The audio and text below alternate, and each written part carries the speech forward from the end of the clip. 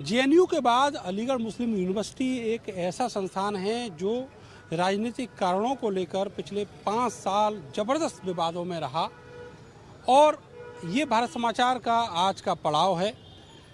आपको बताएं कि अभी जो सियासी हालात हैं उसके हिसाब से हर पार्टी हर दल इस कोशिश में है कि किसी भी तरीके से जो पॉलिटिकल गेन है अगड़ों का, पिछड़ों का, सवर्णों का, दलितों का, वो हासिल किया जा सके। और इसीलिए अब जोड़ तोड़ की राजनीति शुरू हो चुकी है। गठबंधन पर गठबंधन हो रहे हैं, कोई किसी से मिल रहा है तो कोई किसी से मिल रहा है। नेता कपड़ों की तरह अपनी पार्टियां बदल रहे हैं। मेरे साथ एएमयू के कुछ छात्र हैं, उनसे बात करेंगे इस पूरी सियासत पर। बताइए कि अभी जिस तरीके से गठबंधन हो रहे हैं उत्तर प्रदेश में, आपको क्या लगता है कि ये एक टिकाऊ सरकार दे पाएंगे? देखिए, सबसे पहले तो मैं ये कह देना चाहता हूँ कि जिस तरह 2014 से ये मामला चल रहा है, ये सरकार आई है तो ये पूरी तरह विफल हो चुकी है। चाहे रोज़गार का मामला ले लीजिए, हॉस्पिटल का मामला ले लीजिए। हॉस्पिटल का मामला ये है कि अब तक देखें आप जो है कोरोना में कितनी ऑक्सीजन गैस की किल्लत हुई है और आईसीयू बेड की कमी है। पूरे हिंदुस्तान में जो है आईसीयू बेड जो है किसी भी अस्पताल में जो है सरकार कहती है उसने कंट्रोल कर लिया। कंट्रोल देखिए अभी तक जो है पूरी तरह कंट्रोल नहीं हुआ है। अभी वैक्सीनेशन जो है इनका वैक्सीनेशन पूरी तरह से हुआ नहीं है। पूरे हिंदुस्तान में जितने लोगों को लगना चाहिए, किसी को एक डोज मिल गया है तो दूसरी डोज नहीं मिल रही है। तो इस तरह जो है पूरी वैक्सीनेशन हो नहीं पाई है। हाँ, अलीगढ़ मुस्लिम यूनिवर्सिटी में फेज़ 3 ट्रायल हुआ था जहाँ पे जो है एक अच्छा रिजल्ट आया है। इन्होंने जो है कंप्लीट 1000 लोगों पे ट्रायल किया। सबसे पहले ट्रायल हुआ था ये बधाई देंगे सरकार को। तो ये अलीगढ़ मुस्लिम यूनिवर्सिटी के लिए बहुत एक अच्छी खबर है। दूसरी चीज़ कि हिंदुस्तान की अर्थव्यवस्था पूरी तरह चौपट हो चुकी है। किसानों का धरना, CA/NRSC जो हिंदुस्तान का एक काला कानून है, समाज का इससे कल्याण नहीं हो सकता है। जो किसानों के कानून थे वो तो वापस ले लिए प्रधानमंत्री। जब तक लिखित तौर पे जो है वापस नहीं होगा तब तक हम नहीं मानेंगे कि वो वापस है। ये तो एक उनका चुनावी स्टैंड है। कहते हैं हम तपस्या में लीन थे। ऐसी कौन सी तपस्या थी जो है जो अभी तक किसानों का दर्द नहीं दिख रहा था? बड़ा तलखी है, बड़ा गुस्सा है। आपको क्या लगता है 2022 में योगी जी आएंगे वापस? मेरे लिए सिर्फ एक ही नारा है, माहौल देख के हुआ रे बागी, आरिफ त्यागी, आरिफ त्यागी। तो मैं तो जिस हिसाब से मेरे लिए मेरे लोग हैं और जिस हिसाब से लोग का जो मशवरा है, जो विचारधारा है, तो उस हिसाब से तो योगी जी नहीं आ रहे। योगी जी ने जितना काम करने थे, जितने विकास करना था और जितना मान अपना रखवाना था वो सब कुछ करवा चुके। अब मुझे लगता है कि उनका टाइम हो गया। लगता है मुझे कौन आएगा? देखिए, सूझबूझ के साथ चले। अन्य पार्टी अगर समाजवादी हुई, कांग्रेस हुई, बीएसपी हुई और आपकी MIM हुई या इसके अलावा और भी अन्य पार्टी आगे, ये लोग एक कायदे से सूझबूझ के साथ अपने फैसलों को लेते हैं और लोगों की परेशानी और समस्या को समझते हैं। आपकी इकट्ठे की बात कर रहे हैं? मैं इकट्ठी की बात कर रहा हूँ, क्योंकि आप जब गठबंधन की बात करेंगे तो मैं इकट्ठी की बात करूंगा। आप इस बात को समझें। आप मानते हैं कि ओवैसी जो हैं वो खड़े हो जाएंगे समाजवादी पार्टी के साथ? नहीं, मैं ओवैसी की नहीं कह रहा, मैं एक बात कह रहा हूँ। आप मेरी बात को नहीं समझ रहे। या तो आप मुझे फंसाना चाह रहे हैं या आप खुद फंसना चाह रहे हैं। आपको इसमें दो चीज़ें हैं। मैं आपको बताऊं, मैंने जो बात करी है मैं सारी पार्टियों को लेकर बात करी है। मैंने लोगों के मशवरे की बात करी है, मैंने लोगों की परेशानियों की बात करी है, मैंने लोगों के ख्यालों की बात करी है। अगर ये लोगों के ख्यालों को समझ लें, परेशानियों को समझ लें, हालात को समझ लें और उसके बाद में अगर कोई गठबंधन बनाने की बात करें और तय करें, गठबंधन के साथ सरकार बनाने की बात करें, तो हो सकता है कि CM योगी की जगह और अन्य पार्टी का कोई बैठा हो। और अगर नहीं बनता गठबंधन तो? नहीं, गठबंधन नहीं बनता तो फिर वही है कि अभी तक बिखरे हुए तो आगे भी बिखरे रहेंगे। लेकिन यहाँ इतना नज़र आने लगा है पूरे यूपी में 2022 में कि योगी जी तो नहीं आ रहे। क्या दिक्कत आ रही है यूनिवर्सिटी को?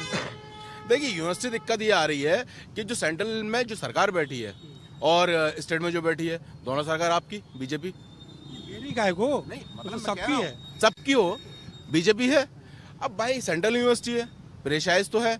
जब आदेश हो सकता है कि वहाँ से आदेश अभी ना मिला हो सकता है कि आदेश मिलने वाला हो, या हो सकता है कि किसी का अपना मफाद हो इसलिए ना खुल ली हो।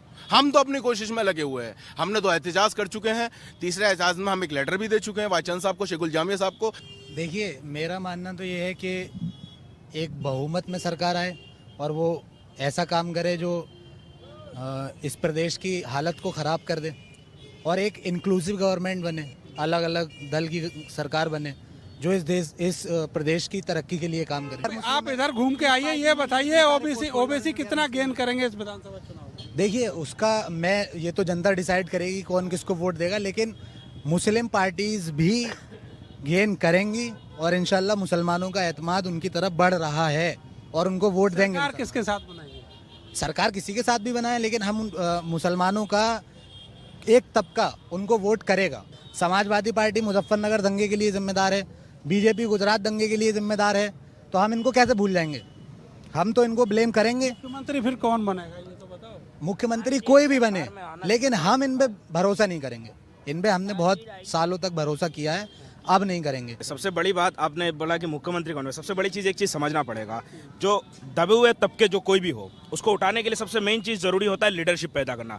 चीफ मिनिस्टर कौन बनेगा ये मुसलमान के लिए ज़रूरी बात नहीं है, दलित के लिए ये ज़रूरी बात नहीं है। मसला ये है कि हमारे दलित में से लीडरशिप कितना पैदा हो रहा है, मुस्लिम में लीडरशिप कितना होगा वो ज़रूरी है। हमें एमआईएम मुस्लिम पार्टी कोई भी हो, जब तक लीडरशिप पैदा नहीं होगा मुसलमान का आवाज़ नहीं उठाएगा। मुसलमान का आवाज़ सिर्फ असेंबली में उठने से आवाज़ नहीं उठता है, अगर लीडरशिप पैदा करिए।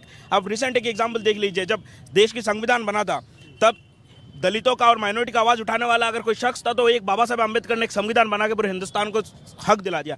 तो बात ये नहीं होता कि कितने लोग आएंगे, कितना असेंबली में, ये बड़ी बात नहीं, बात होता है लीडरशिप। 2022 में लौट के कौन आएगा? देखिए मैं वही चीज़ बार बार कह रहा हूँ, सरकार में आना बड़ी बात नहीं होती है। आप ये भी मानते हैं मुस्लिम दलित पिछड़े सब एक दबे हुए तबके हैं, उनको अपनी लीडरशिप की, उनको अपना आवाज़ उठाना जरूरी है, उनको अपना मुद्दा उठाना जरूरी है। मुद्दा सिर्फ असेंबली में नहीं उठती है, ये बात निकालना पड़े। सरकार में 5 साल में एजिटेशन तक तो आपको करने नहीं दिया। नहीं एजिटे की सुनिए, सबसे बड़ी सबसे ऐसी ये बात आप बिल्कुल नहीं मानोगे। देखिए आज सोच लीजिए, आप सब कुछ छोड़ दीजिए, आज किसान आंदोलन का बिल वापस हुआ या नहीं? प्रधानमंत्री ने क्यों हुआ? जब एक तबके एक साथ मिलकर सबने अपने एक किसान आंदोलन में आप देखो होंगे किसी भी लीडरशिप को बाहर के लीडर को नहीं दिया, उन्होंने किसान आंदोलन ने अपने लीडर को बनाना का अपने लीडरशिप के साथ ये मुकाम जीत किया। सीएनआरसी का सबसे बड़ी चीज बताई, सीएनआरसी बिल वापस किया, वहाँ लीडरशिप बहुत सारे लोग आ गए, तब तक जो सेकुलर है सोकल्ड ये सब आगे चेहरा बन गए थे। बात करते हैं, आप बताइए कि क्या स्थिति रहने वाली? स्थिति उत्तर प्रदेश के अंदर जो एक तबका समाजवादी और बीएसपी को पहले सपोर्ट किया करता था, मुस्लिम तबका, वो कहीं ना कहीं चल करके ओवैसी साहब को अब सपोर्ट कर रहा है। एक तबका कहीं ना कहीं ओवैसी साहब जो है एक अच्छा वोट बैंक लेकर के जाएंगे उत्तर प्रदेश के चुनाव से इस बार। फायदा किसे करेंगे? फ़ायदा अलायंस में सरकार बने। बीजेपी मुसलमान की खुली दुश्मन नहीं है, असल दुश्मन जो मुसलमान का है वो कांग्रेस है। नल्ली का नरसंहार उठा लीजिए, कितने मुसलमान काटे गए, कितनों पे कार्रवाई हुई। यूएपीए पास हुआ उस टाइम बीजेपी नहीं थी, एनएसए बिल पास हुआ उस टाइम बीजेपी नहीं थी। Why we people are blaming BJP? Actual जो दुश्मन है मुसलमान का वो कांग्रेस है। हमारी लड़ाई बीजेपी से नहीं है, हमारी लड़ाई कांग्रेस से है। हमने समाजवादी को सपोर्ट किया, हमने बीएसपी को सपोर्ट किया, हमने कांग्रेस को सपोर्ट किया, बीजेपी को भी। सिवा मुसलमानों के कत्लेआम के कुछ हासिल नहीं हुआ। आजम खां की हालत देख लीजिए, मुख्तार अंसारी की हालत देख लीजिए, घर के घर ख़त्म कर दिए। बहुत बहुत शुक्रिया आप सबका। तो ये एएमयू में जो चुनावी चर्चाएं हैं उसके रंग हैं। मिलेंगे अगले विधानसभा में, तब तक के लिए मुझे और मेरे कैमरा सहयोगी सानू को दीजिए इजाज़त। नमस्कार।